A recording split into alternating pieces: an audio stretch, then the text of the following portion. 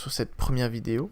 Je vais vous commenter le live que j'ai effectué il y a peu sur YouTube, où j'ai voulu réaliser un support pour ajouter une caméra de type GoPro sur un drone Syma X5C et qui m'aurait permis de filmer de très bonne qualité. Et je vais vous expliquer du coup ce qui s'est passé et pourquoi ça n'a pas fonctionné. Mon but est de créer un drone permettant de supporter une caméra 4K. Donc pour cela j'ai utilisé un Syma X5C, donc c'est un drone qui coûte une quarantaine d'euros sur Amazon. Et en caméra j'utilise une Xiaomi Yeelight, donc qui permet de filmer en 4K 20 fps et en Full HD 60 fps, ce qui m'intéresse le plus. Donc pour procéder à ça, ce que j'ai décidé de faire, c'est de créer un cache batterie en fait, parce que le drone a un cache batterie sous le drone avec une caméra déjà accrochée. Donc d'enlever cette caméra, modéliser en 3D un autre cache batterie et d'y intégrer un support universel de caméra, comme pour y accrocher n'importe quel boîtier de caméra.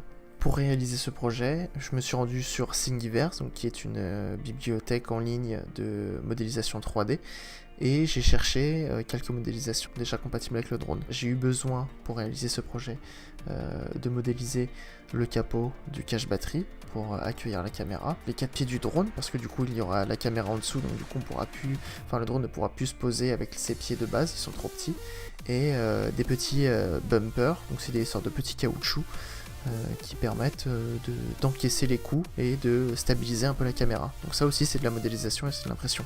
Donc une fois la modélisation faite, je génère les fichiers pour mon imprimante 3D et puis je lance l'impression. Donc du coup là j'ai pas grand chose à faire, j'ai juste à laisser l'imprimante imprimer et avoir les bons paramètres et croiser les doigts pour pas qu'il y ait de soucis lors de l'impression. Parce que du coup ça prend un certain temps, notamment pour le flex, parce que du coup pour faire les petits caoutchoucs j'utilise du PLA flex et du coup c'est de l'impression 3D qui est assez, enfin je dirais pas compliqué, mais qui ne se fait pas aussi facilement que du PLA classique, du fait qu'elle soit flex, parce que du coup ça se recourbe et au niveau du support tout ça c'est un peu compliqué. Donc une fois que l'impression est finie, donc je récupère tous les éléments, je les nettoie un peu, je corrige les petits défauts qui sont faits dus à l'impression, parce que c'est pas une imprimante non plus de compétition que j'ai, et je monte tout ça en un et afin de le monter directement sur le drone. Donc je teste les pièces à gauche à droite afin de savoir si j'ai des modifications à faire ou pas. Par exemple sur le capot j'avais eu des modifications à faire parce que je pouvais plus ouvrir le cache batterie, j'avais besoin d'un petit réhausseur. Donc une fois que tous les problèmes sont corrigés, tout est monté sur le drone, il reste plus qu'à l'essayer. Et c'est là que le problème principal survient, c'est que les batteries sont chargées à bloc. Je monte le support, je monte la caméra, je pose le drone par terre, les gaz à fond, il bouge pas, il ne décolle absolument pas. Donc du coup bon, je réfléchis un peu, je me dis bon qu'est-ce qui se passe, qu'est-ce qui va pas. Donc effectivement tout est trop lourd, donc je fais des tests, j'enlève la caméra, je mets juste le support avec les bumpers, tout ça. Pareil, impossible de le faire décoller, trop lourd. Donc j'enlève ça, je me dis ça se trouve c'est le drone qui a plus de batterie ou qui ne va pas. Sans rien, bah bizarrement ça décolle, forcément, c'est un problème de poids, tout est trop lourd. Donc pour pallier à ça, je me suis décidé d'enlever des composants inutiles du drone.